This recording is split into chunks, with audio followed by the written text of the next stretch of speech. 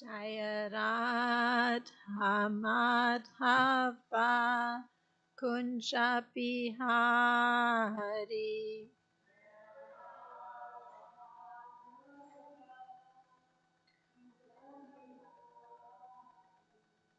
Gopi Jana Vallabha Girivaradari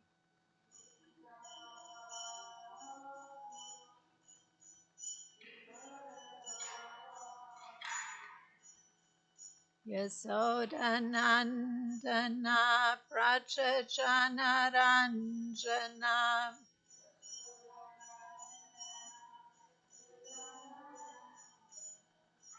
Yamunatira Panachari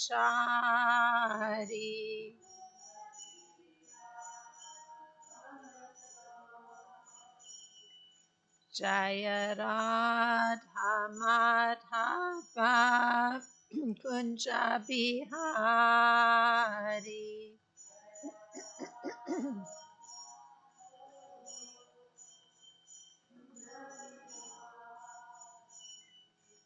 Gopi Jana Vallabha Girivaradari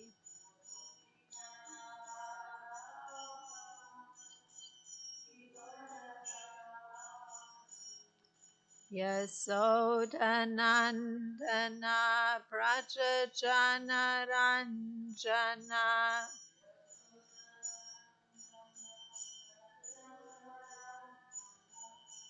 Yamunatira Panachari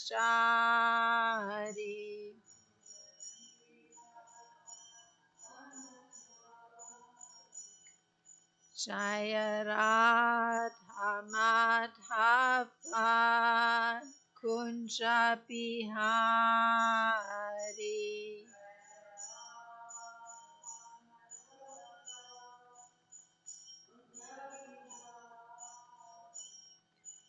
Gopi Jana Vallabha Girivaradari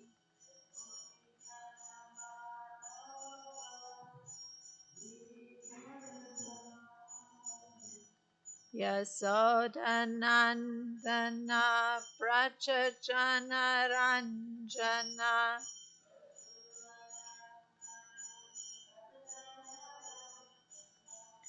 Yamunatira Vanachari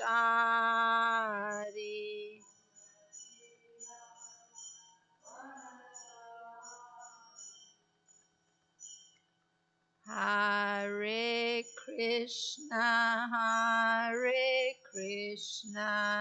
Krishna Krishna Hare Hare Hare Rama Hare Rama Rama Rama Hare Hare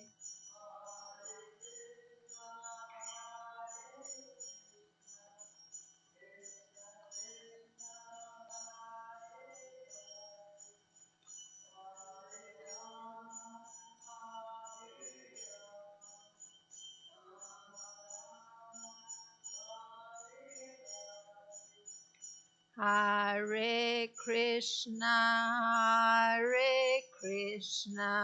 Krishna Krishna Hare Hare Hare Rama Hare Rama Rama Rama Hare Hare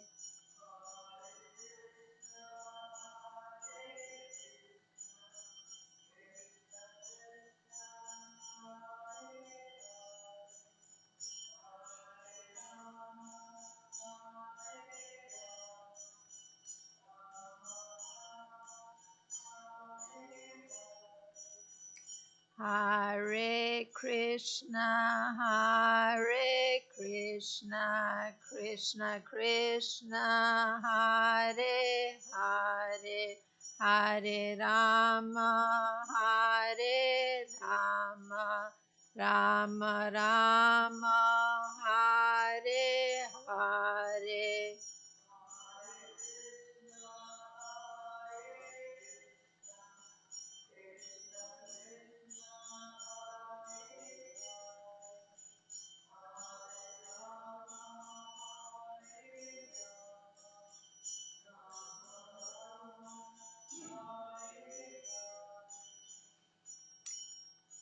Srila Prabhupada ki jai, Gaunitai ki jai, Jagannath Baladev Subhadra Marani ki jai, Kishore Kishori ki jai.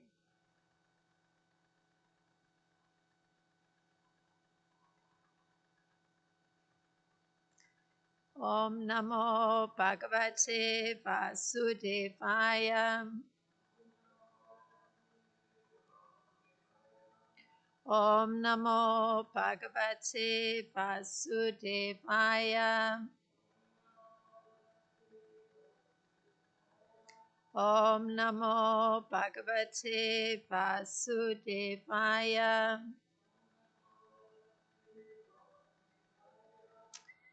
So today we're reading, we're almost nearing the end of this particular chapter. So it's Canto 10, Chapter 57, and there's text 38 and 39 and also 40 that we'll be covering. And 38 is the one we'll chant responsively.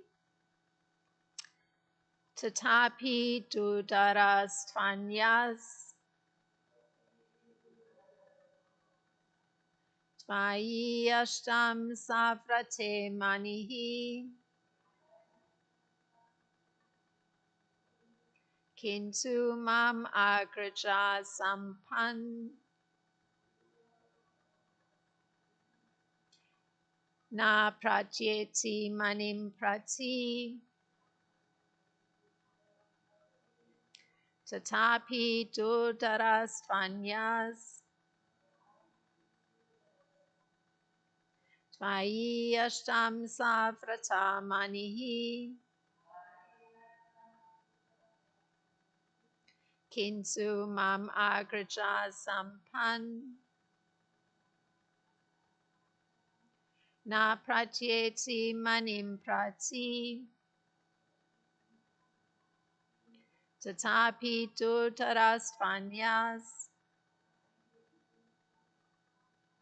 tvayi ashtam savrate manihi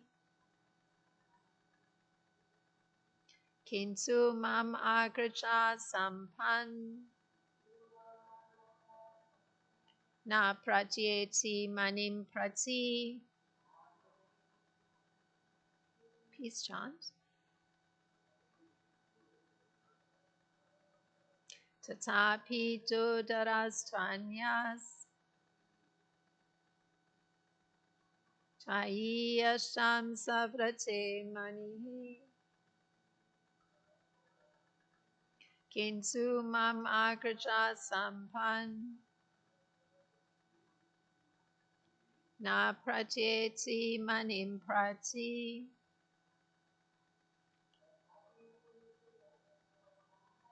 Tatapi dutarastvanyas tvayi ashtam suvrate mani kintu mam agraja sampan sapratyeti manim prati.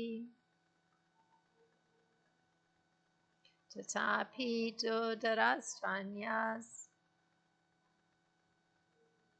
tvayi ashtam suvrate mani kintu mam agraja sampan sapratyeti manim prati. And then text 39 is Dashayasva Mahabhaga Bandunam Shantin Ayaha Avyuchinam Akastedyam Bhatante Rukma Vedayam. And we can go through the word for word. Tata api, nevertheless. Durdara, impossible to hold on to. To, but. Anyai, by others. Tvai, with you. Ashtam, should remain. Suvrate, O trustworthy keeper of vows. Mani, the jewel. Kintu, only. Mam, me. Agraja, my elder brother. Samyak, completely. Na pratyeti, does not believe. Manim, pratim, concerning the jewel. So that's the word for word for these texts 38. So the translation for both text 38 and 39 is as follows. Nevertheless, the jewel should remain in your care, O trustworthy Akura, because no one else can keep it safely. But please show the jewel just once. Since my elder brother does not fully believe what I have told him about it. In this way, O most fortunate one, you will pacify my relatives. Everyone knows you have the jewel, for you are now continually performing sacrifices on altars of gold. So that's Krishna addressing Akura. Purport.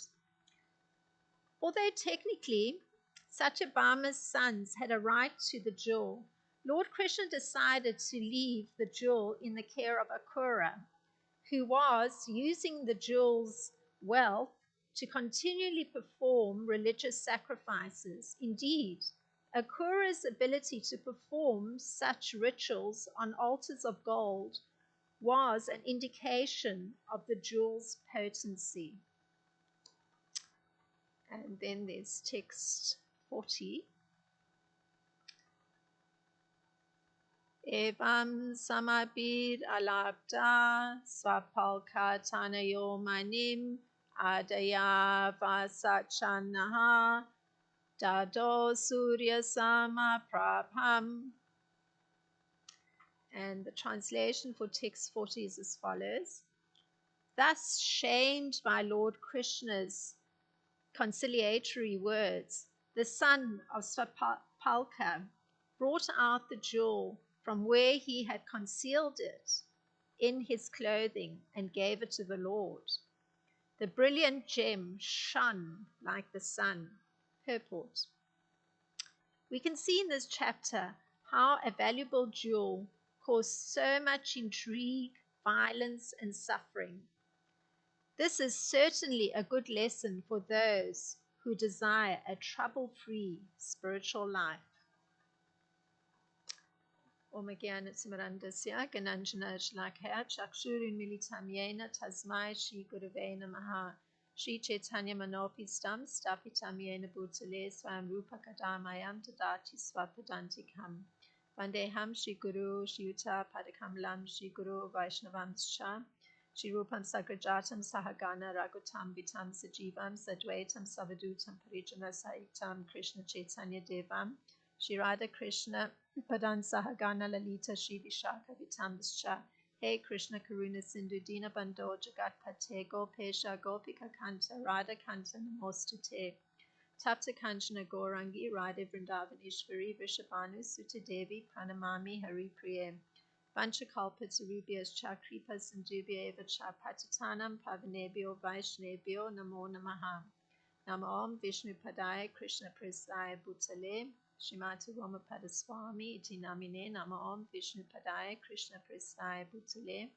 Shrimati Bhaktivedanta Swami iti namine Namaste Saraswati Devi Gauravani Pracharine Nirvishesha Sunyavadi Paschatya Deshatarine Jai Shri Krishna Chaitanya Prabhu Nityananda Shri Advaita Gadadhar Shivasadi Gaura Bhakta Vrinda Hare Krishna Krishna Krishna Hare Hare Hare Rama Rama Rama Hare Hare.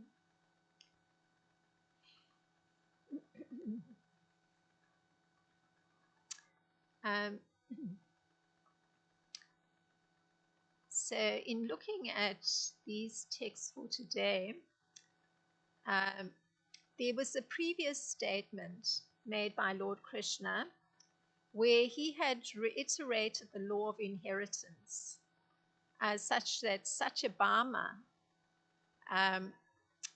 or I should say the Shamataka jewel, was the inheritance of Satyabhama as the daughter of Satyajit. So Satyajit had been the original person to whom the sun god had given the Shamataka jewel. And at his death, the jewel then should be coming to his daughter because he had no son. So the law of inheritance states the following, and this is coming from the Smritis. The inheritance goes first to the wife, then if the wife has passed away, to the daughters, then to the parents, then to the brothers, then to the brothers' sons, then to family members of the same gotra as the deceased, and then to the disciples, including brahmacharis. So this particular law of inheritance, it was quoted in the Srimad Bhagavatam in the previous purport, and it points to the fact that there's technical grounds on which Lord Krishna is explaining that the jewel would be the inheritance of Satyabhama's sons. So, of course, Lord Krishna has now married Satyabhama. So the son that comes from Satyabhama is going to actually be the person who will be receiving that jewel. Now, I'm going to read a good amount from Krishna, the Supreme Personality of Godhead, Srila Prabhupada writing, because he not only narrates, but also includes some of the pertinent comments related to the narration. So this is what Srila Prabhupada says. Presently, there is no direct claimant of the Shamataka jewel, for King Satyajit has no male issue. His daughter Satyabhama is not very eager for this jewel. Yet her expected son, as the grandson of Satyajit, would, after performing the regulative principles of inheritance, be the legal claimant of the jewel. So Krishna gives takes it into the practical reality of where the Shamataka jewel needs to be placed, who it actually belongs to, and just the way that he's expressing it, we take it that actually Satyabhama is pregnant. So, and that she's not particularly anxious for the jewel, but her son to be born is the grandson of Satyajit, her father. So actually, he's going to be the legal claimant of the jewel. Now, the statement of the law of inheritance leads to the decision Lord Krishna makes with regard to the Shamataka jewel. And Srila Prabhupada writes, again from Krishna book, Krishna continued, the jewel is so powerful that no ordinary man is able to keep it. I know that you, he's addressing Akura, are very pious in activities, so there is no objection to the jewel being kept with you. There is one difficulty, And that is that my elder brother, Shri Balaram, does not believe my version that the jewel is with you. I therefore request you, O large-hearted one, to show me the jewel just once before my other relatives, so that they may be pacified and reject various kinds of rumors. So, close quote, that is Srila Prabhupada writing. And the particular commentary for today's verse, coming from Srila Vishwanath Chakravarti Thakur in Sarata Darshini, has Krishna saying, so remember, he's addressing Akura, and naturally Akura is his uncle, so he greeted him very respectfully, but he gets right into this law of inheritance. He immediately gets into it. So Krishna, so the commentary from Srila Vishwanath Chakravarti Thakur on today's verse is, all the Dvarkavasis know that you have the jewel. The evidence is your constant performance of sacrifices in Kashi on altars of gold. So Krishna went into the whole inheritance where the jewel belongs, and then we understand he's actually saying to Akura that everyone, all the residents of Dwarka, know that you have the jewel. Because it's not that he's revealing, it's not that Akura has come, showing the jewel, not at all. So this is how Krishna tackles the matter. And he says the evidence is the fact that you were constantly performing sacrifices in Kashi on altars of gold. So as Srila Prabhupada explains, the properties of the jewel were known. So, you can't conceal where the jewel is going to reveal itself.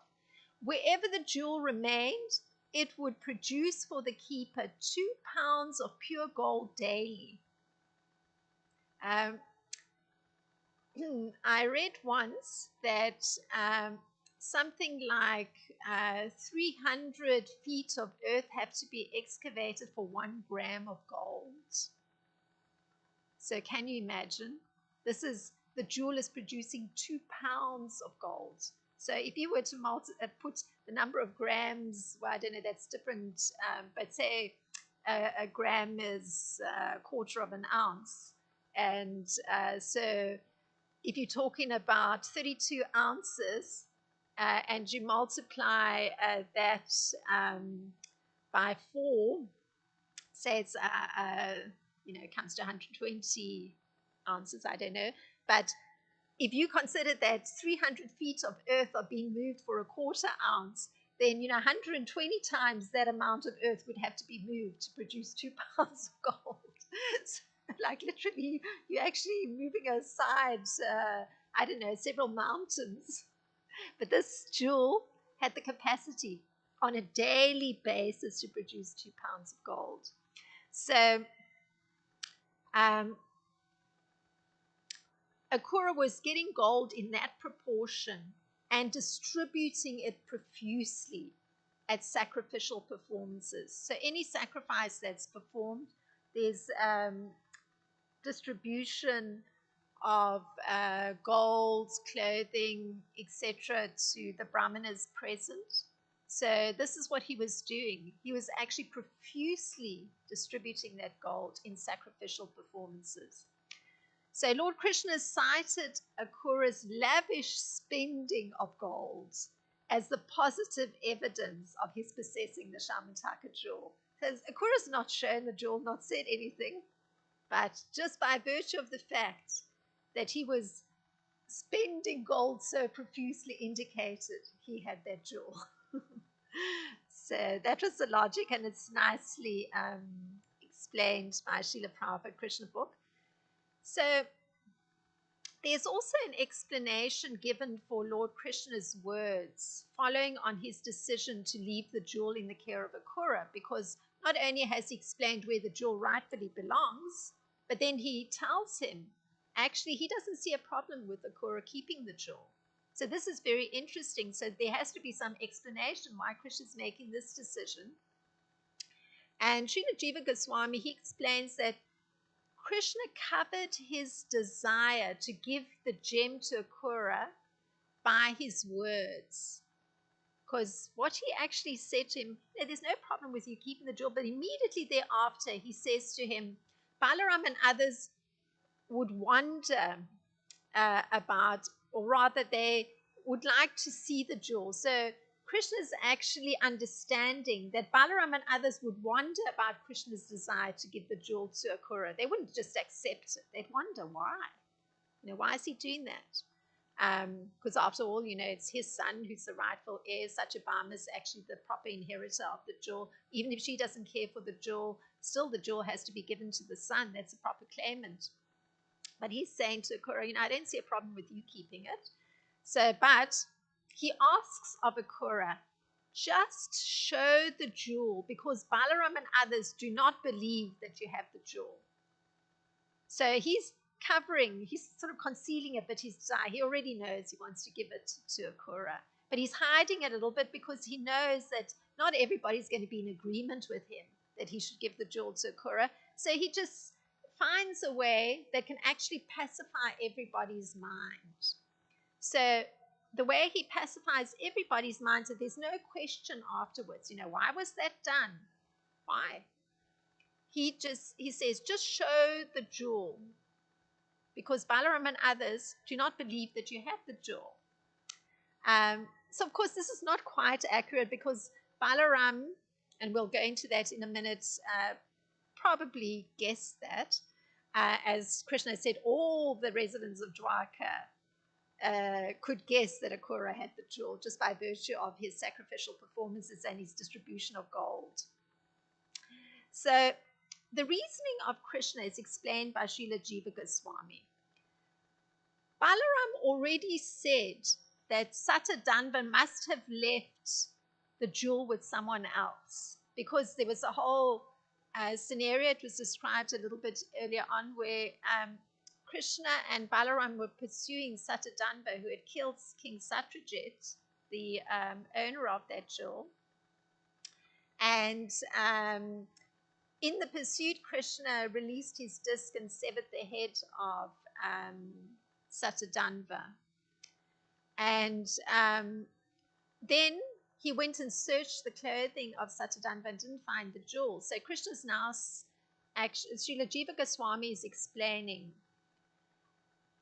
So Balaram at that time already said that Satadanva must have left the jewel with someone else, because he was witnessing this.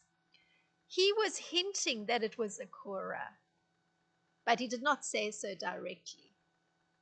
So it's known that Satadanva killed Satyajit, but it is known that Akura gave bad advice to Satadanva by saying that Satyajit had promised to give his daughter to him.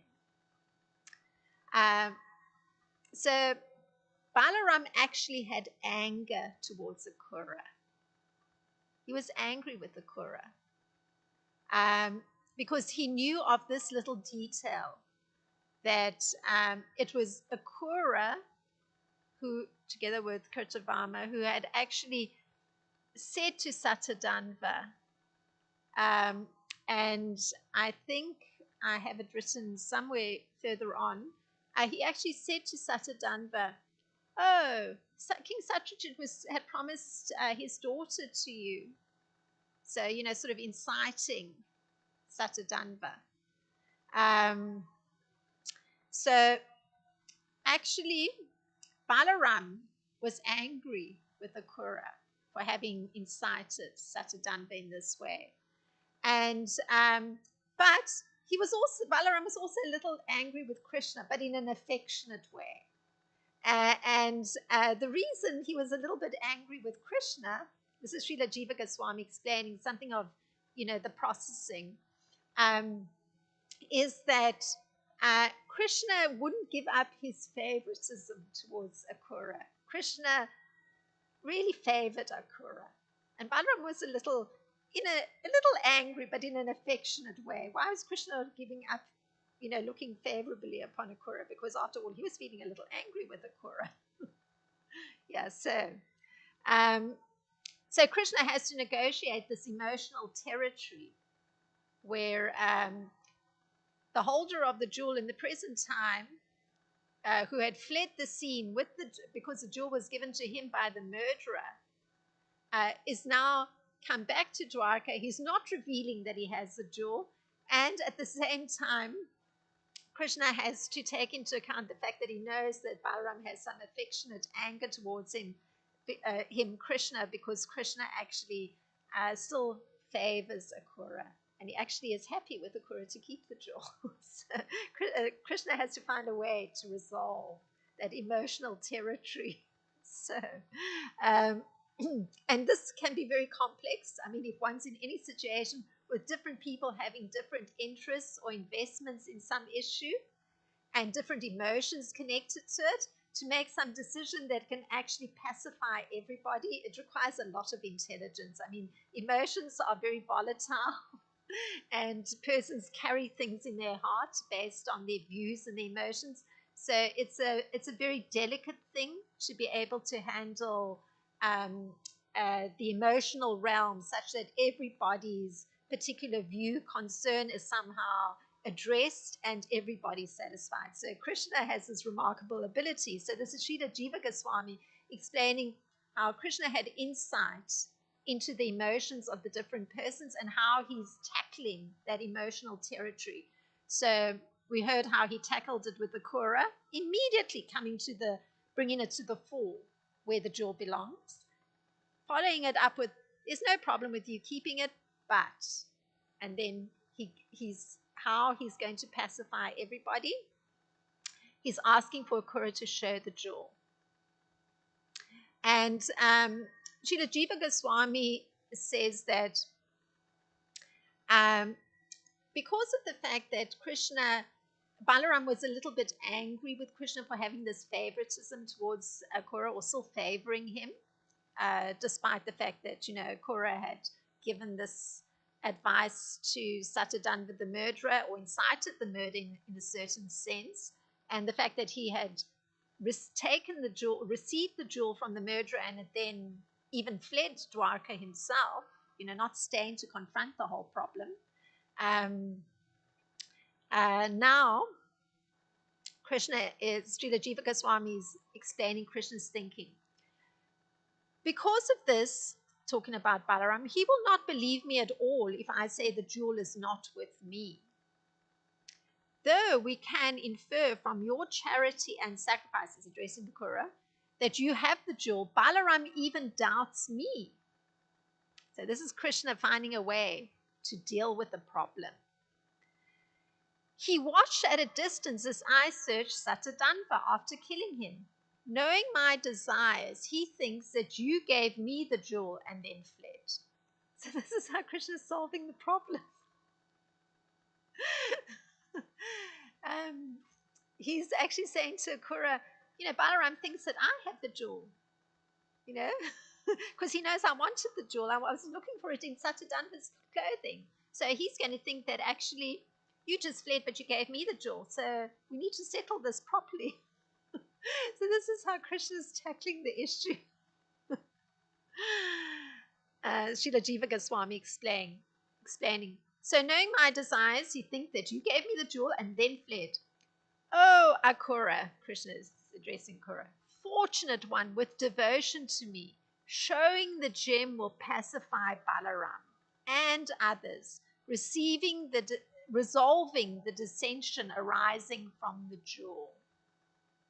So this was how Krishna tried to resolve all the different emotions, the complexities that had arisen because of the jewel, and how it had all played itself out, and in particular in this case, in relation to Akura. And interestingly enough, at this time, we hear that Balaram had actually come back from Mithila. In fact, he had specifically been brought back by great warriors from Mithila. So he was going to be on hand. So Krishna had it all lined up, because Balaram actually stayed for several years in Mithila visiting King Janak. But Krishna had him lined up for this whole scenario to be resolved. So Now, Srila Prabhupada continues in Krishna books, so it gives us more insight into this whole complex situation. So this is Srila Prabhupada. When Lord Krishna, in friendly terms and sweet language, addressed Akura about the real fact, and Akura understood that nothing could be concealed from the knowledge of Sri Krishna, he brought out the valuable jewel covered in cloth but shining like the sun, and presented it before Krishna. So Srila Prabhupada captures and does also an analysis. He says, Krishna used sweet language, friendly terms, and we heard it. Oh, most fortunate Akura. so, so naturally, Akura comes to understand, oh, Krishna knows he can't hide anything from Krishna. So he actually pulls the jewel that he had concealed in his clothing and produces it. So, of course, how he managed to hide it in his clothing, one presumes he had a lot of cloth because this jewel was so brilliant that it was shining the minute it was emerging, even with covered with the cloth. So he must have had several layers. Okay. So Krishna took the Shamantaka jewel in his hand and showed it to all the residents and friends present, and then returned the jewel to Akura in their presence, so that they would know that the jewel was actually being kept by Akura in Dwarka. So it's like getting the validation, the confirmation from Krishna that Akura is the person who's going to be taking care of the jewel. So he solved the problem in a very simple way that it's done publicly. So Akura produces the jewel. Krishna touches the jewel with his hand, shows it to everyone, and then returns the jewel to Akura. So it's publicly, formally done. Because Krishna is functioning as king of Dwarka, so to actually do such an act where all the citizens respect the monarch who's ruling. Of course, they have an understanding of Krishna's actual position even beyond that, but this external formality actually validates Akura being the keeper of the jewel. Anyway, very interesting how Krishna negotiated the whole emotional territory. So thus, as Srila Vishwanath Chakravarti Thakur comments, then it's the next text. Being gently scolded by Krishna, Akura then gave the jewel to Krishna, who touched it with his hand and returned it to him. So notice, Srila Vishwanath Chakravarti Thakur is actually bringing in the fact that Krishna was giving a gentle scolding to Akura. So it's done so smoothly, with such incredible intelligence, that it's not actually making Akura subject to anybody's derision or criticism. And at the same time, it's bringing forth from Akura the understanding of the particular action he performed. He fled with that jewel. He didn't stay and confront the situation. And he's also getting an opportunity to receive the validation from the monarch, Krishna's role, that he is going to be the official keeper of the jewel. So quite incredible, but he understands there's scolding involved, because Krishna had to, get the jewel from him, get him to show the jewel. And he also had to find a way to actually do it publicly that gave that validation to Akura, and at the same time allowed Akura to understand something of his wrongdoing, so to speak, wrongdoing, because he had, after all, incited the murderer. Now, Akura became ashamed. That's what Srila Jiva Goswami says. That was his internal response. He was actually ashamed. Um, and the reason he was ashamed is given, it's very interesting. It's because he's the son of a great sage. So a very noble personality is aware that their actions are going to impact the reputation of the lineage they're in. So he's the son of a great sage. So he knows that his action is now going to reflect on his father, grandfather, etc. So that is why he was ashamed. Interesting, noble personality. So he gave Krishna the gem shining like the sun, even when covered by his cloth. So now, one's position, particularly in the social and spiritual context, it requires a certain behavior. So this is a very important thing that emerges that I sort of am understanding from these verses that we're covering today.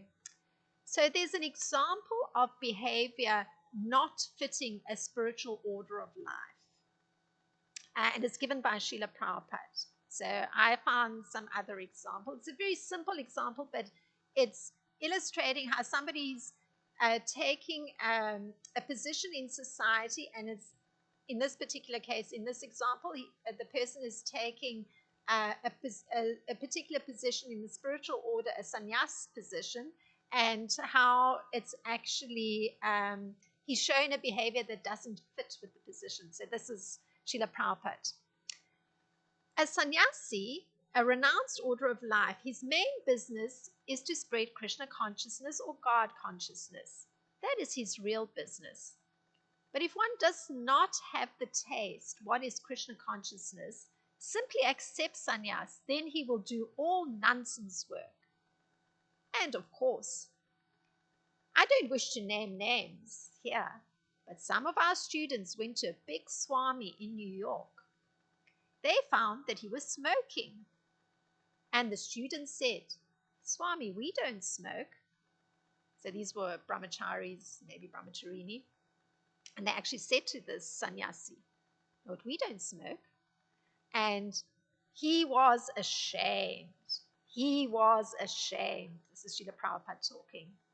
So what is the use of taking this kind of sannyas? Sannyas means to give up all materially contaminated activities for the sake of the Supreme Lord. That is sannyas.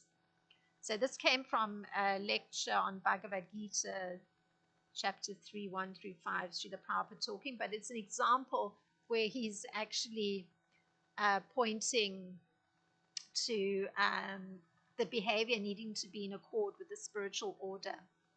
So in this particular case of Akura, he's a worthy holder of the jewel because he's fixed in brahmacharya. And that word that is used is suvrate. So this is very interesting, and Krishna explains it. Some, and this I'm drawing from Bhagavad Gita, because we're looking at Akura's behavior in relation to the particular spiritual order he was in. And although he was a minister, he was a brahmachari. So this is what Krishna says about being fixed in brahmacharya. Since the unadulterated brahmacharis sacrifice the hearing process and the senses in the fire of mental control, and others, the regulated householders, sacrifice the objects of the senses in the fire of the senses. So this is explained. It's from Bhagavad Gita 4.26, where Krishna is giving this explanation for the particular behavior that's required in particular spiritual order. So it's explained as offering the senses, such as the ear, into the fire of the controlled mind. So the mind is controlled from a brahmachari. They try to hear as much as possible of Krishna conscious philosophy. So it means their mind is controlled because they're utilizing the mind to think of those topics that they're hearing. So the mind is controlled because they're hearing, and they're offering the ear. They're using one of the senses into the fire of the controlled mind. So whatever's coming into the ear is going into a mind that's already controlled. So this is how a brahmachari is supposed to be functioning. This is how Krishna is explaining it. This means the senses completely disappear into the pure mind. This is Srila Prabhupada commenting. So it means the senses aren't roaming around, you know. The sense is going into the right place and it's going into a controlled space in the mind. So this is what a brahmachari needs to do.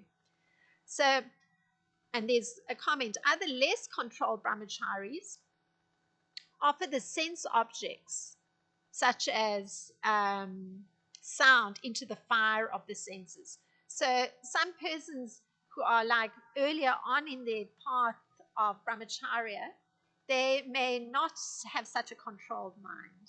You know, they're not yet, haven't saturated the mind with hearing.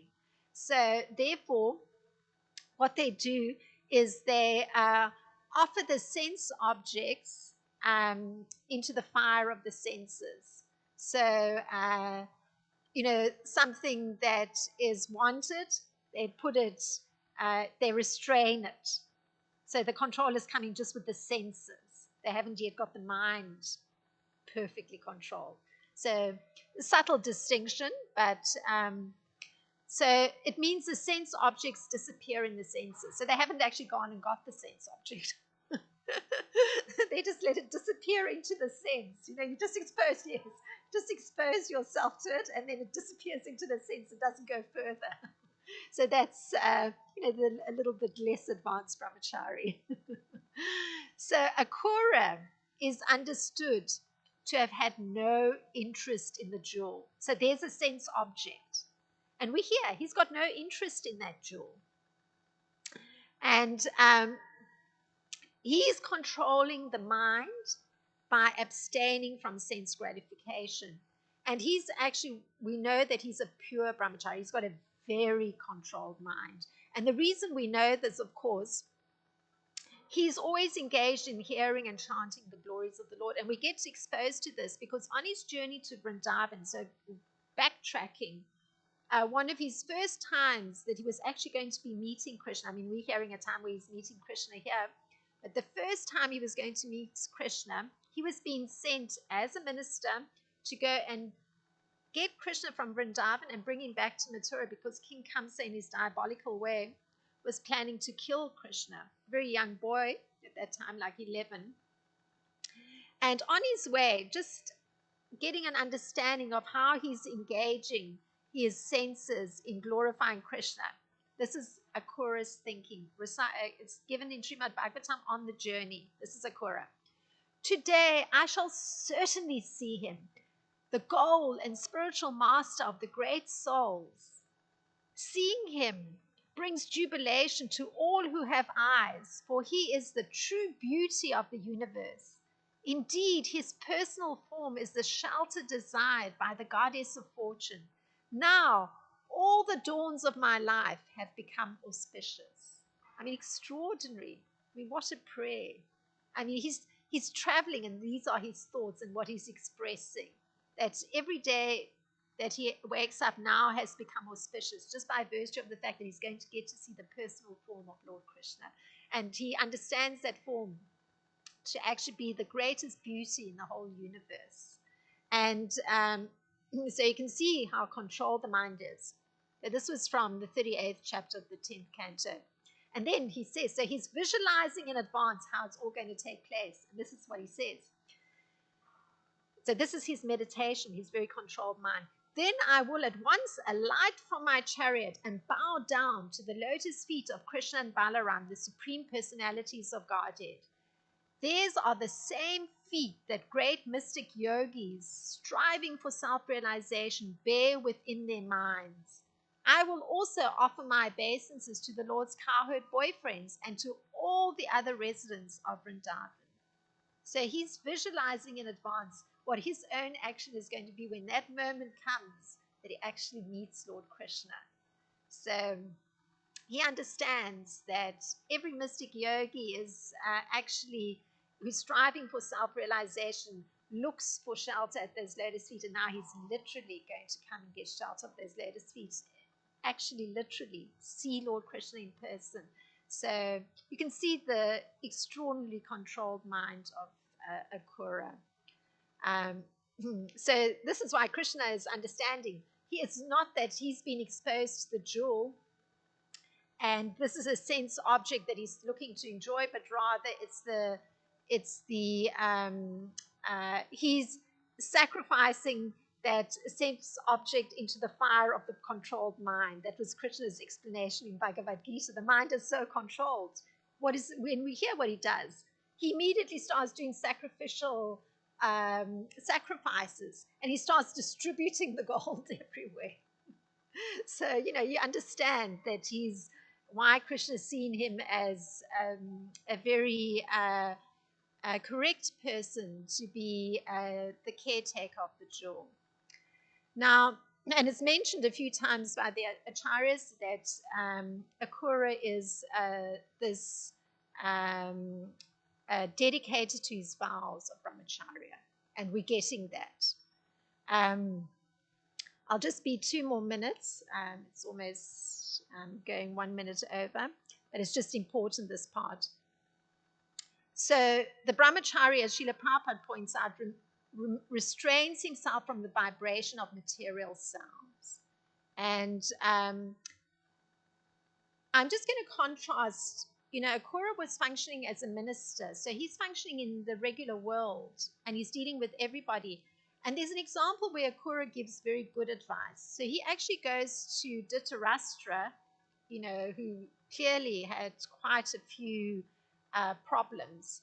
And this is how he deals with Dhritarashtra. This is how this controlled brahmacharya mind of Akrura gives advice to Dhritarashtra. And he says to him, by religiously protecting the earth, delighting your subjects with your noble character, and treating all your relatives equally, you will surely achieve success and glory.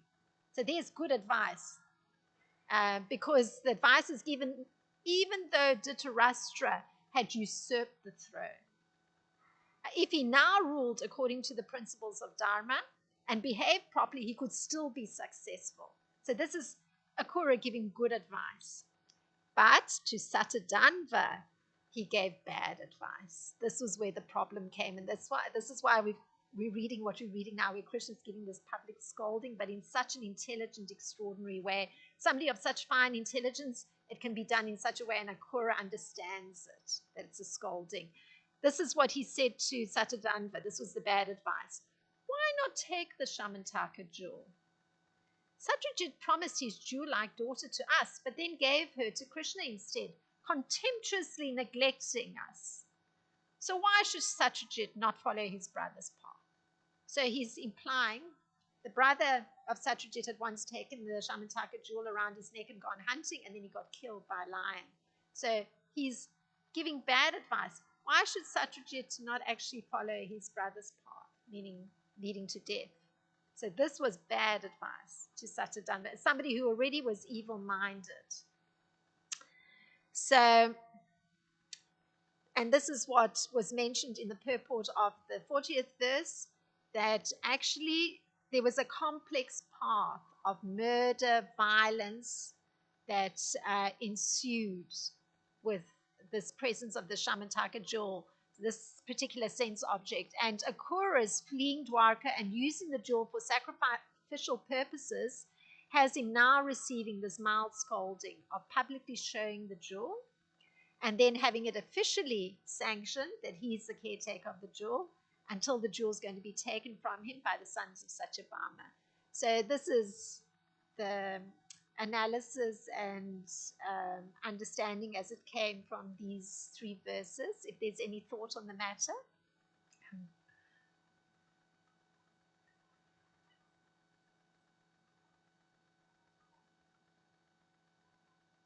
Hare Krishna.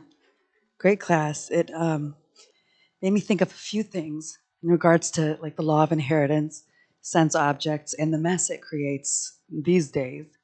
It can get pretty messy, so it's just pretty messy. And I've seen family members, even after the passing of my own grandmother, get really messy in between siblings.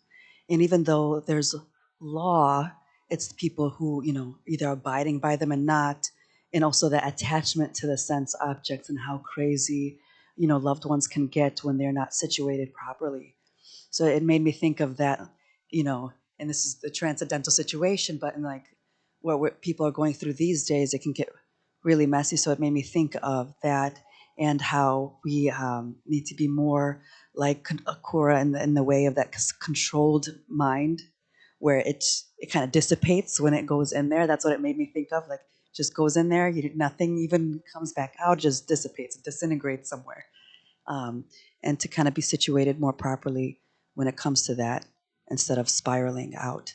So it made me think of the law of inheritance these days in different Thank you. cultures.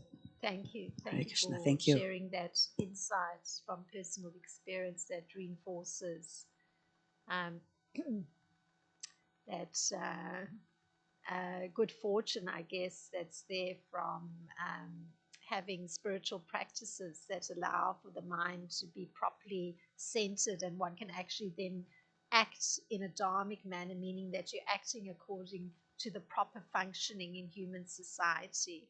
Yeah, you're not letting the senses lead one down a very dark path. Yeah, thank you. Well, thank you very much for your very kind attention. Srila Prabhupada Ki Jai, Srimad Bhagavatam Ki Jai.